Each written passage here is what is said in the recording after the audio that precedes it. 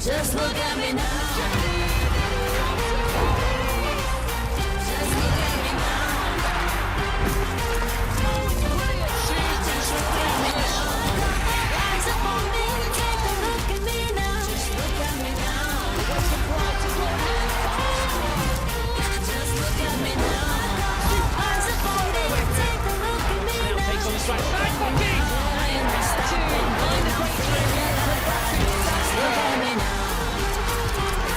Chelsea are champions.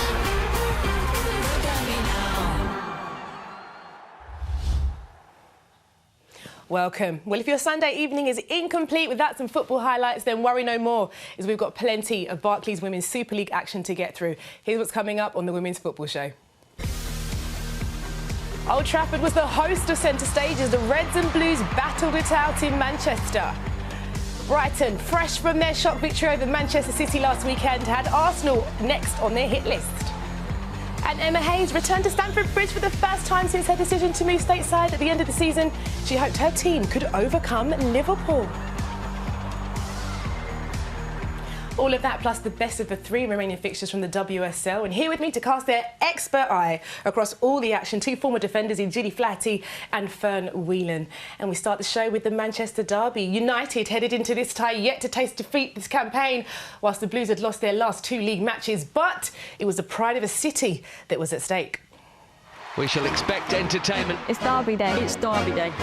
A rivalry. Feisty. Feisty. Magical. Oh, goodness me. It should be exciting. Special. Intense.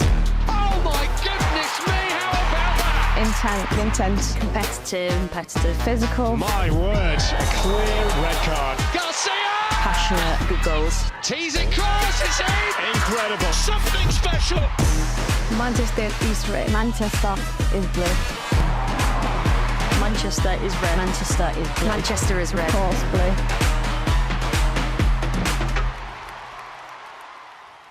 Red or blue, what will it be? Watching on in front of over 40,000 at Old Trafford was Mark Scott.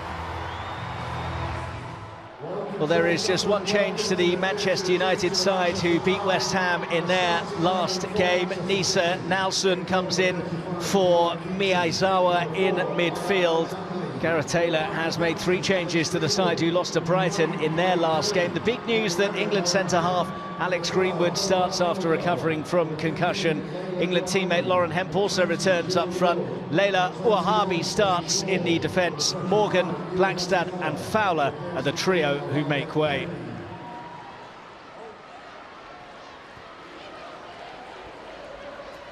Chloe Kelly. It's nicely worked. Shaw was waiting in the middle. Full time then at Old Trafford. Manchester United 1, Manchester City 3. Oh, tough words there from Mark Skinner, but Fern, that had everything you wanted in a derby. All the goals, all the drama. And for City, ultimately the win. Do they deserve it? Yeah, I think on balance they did, and I think how they put their chances away, obviously they did deserve it, you know. No, I just think that red card is silly. It's discipline. You know, I think obviously the first one, she connects with Ella Toon off the ball with her hand, but it's the sending off the second yellow where she pulls back Garcia. Up next, we head down south as Arsenal travelled to Brighton. The Gunners went into the tie unbeaten in 5. And next on their hit list were the Seagulls, who had taken points from both Manchester clubs in their last 2 matches. Could they maintain that flying form against the Gunners in front of a sold-out Broadfield Stadium? Jonathan Pearce was on hand to find out.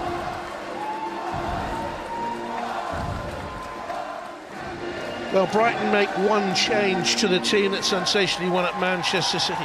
Jorelin Caraballi, the Colombian international, summer signing from Atletico Mineiro, starts for the 3rd time, adding to their defence, with Tatiana Pinto dropping to the bench.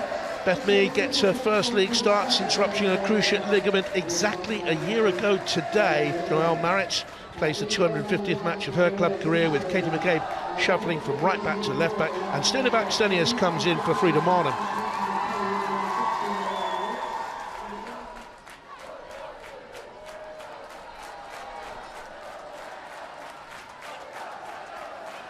Pulova and McCabe. It's the first shot on target they failed to score from. They managed to strike with the first 3 they had, but Arsenal have proved once again they are the real deal this season, winning by 3 goals to 0. Oh, Well, disappointing for Brighton, but great job for Arsenal. I mean, 4 shots on target, 3 of them, converted into goals. Blackstenius opened the score in there, and it was a good goal, 12 minutes in, Gilly.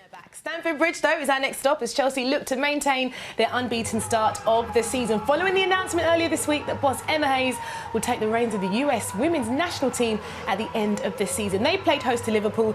Gilly was there, and she was joined by Robyn Cowen on commentary duty. Emma Hayes makes 6 changes from the match in Madrid. Zecira Musovic starts in goal, and Katrin Berger has started the last 4, drops to the bench. Sophie Ingle comes in to make a record 184th appearance in the WSL. There's a first league start for Aggie Beaver-Jones for Chelsea. She scored in each of the last 3 league games. Captain Millie Bright isn't named in the squad today. 2 changes for Liverpool from last week's draw at Tottenham. Emma Koivisto returns from injury, having missed the last 3 games with a hamstring problem. There's a first start of the season for Shanice van der Sanden, who partners Sophie Roman Hawk up front. The Norwegian scored her first Liverpool goal last time out.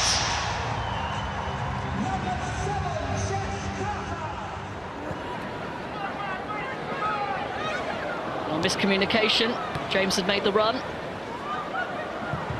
Urbinger's pass cut out. A big win for Chelsea in more ways than one. Full time at Stamford Bridge. Chelsea 5, Liverpool 1. She said it. What a week it's been for her, Gilly. Of course, we know now she's going to be the manager of the US women's national team, but then also they were in Madrid in the midweek. But what we're seeing, a 5-1 win in the league, it just shows how resilient that Chelsea team are. Before Flo Pollock rounds up the rest of the action from the WSL, it was Jeanette Kwakye, actually. She went to Tottenham Hotspur's training ground to catch up with the league's top goal scorer.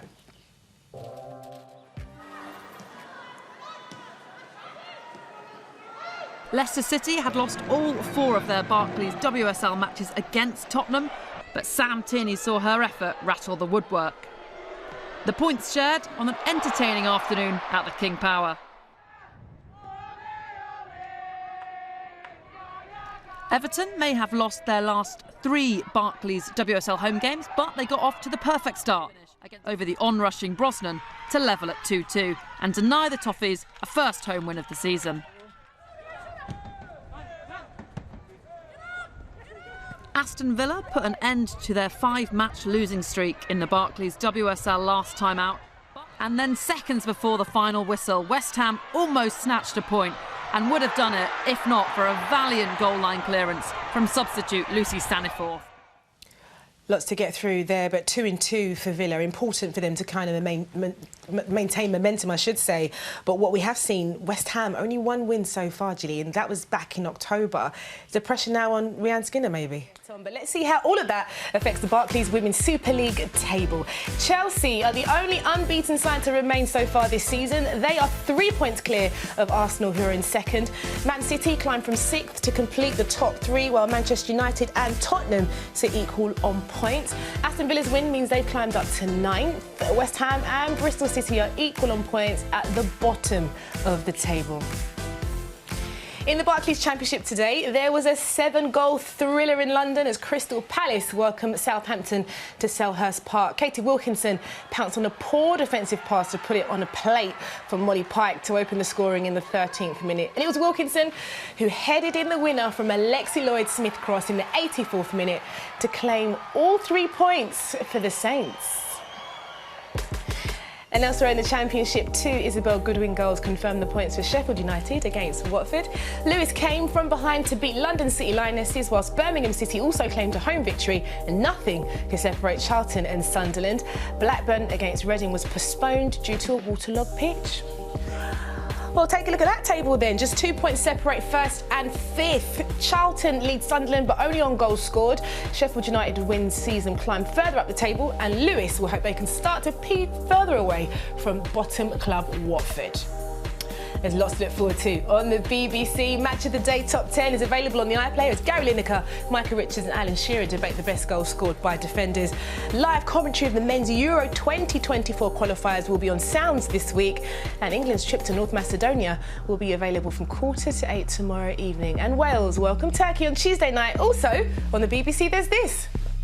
When I beat the champion. action-packed weekend we've had here in the WSL. Massive thanks to both Gilly and Fern. But that's all from us this evening. Thank you for your company, and we'll see you soon. It is a big occasion, it is a big crowd, it is the Manchester derby. Katie Zelem scores the opening goal, and Broad has levelled for Manchester City. Oh, brilliant! Lauren Hemp, Khadija Shaw, it's a horror show for United. Manchester is blue.